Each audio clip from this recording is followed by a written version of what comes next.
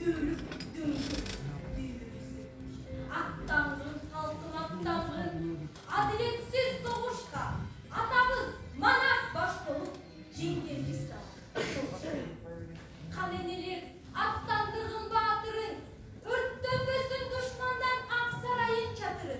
Teröristler, banditler cağdarıştı. Çaçapistler, kaşıklar, cihan asılı. Kancı abayla başların, gugurgu kuyup kanların. Takdırına tazim etti. Maydan kaçın, daldan. Mikin için, mikin iyisi el için. Atkarcı oğlu, asıl geçin canım. Kesin ki adaştır ba enine, dilimdi, namus, arıştı.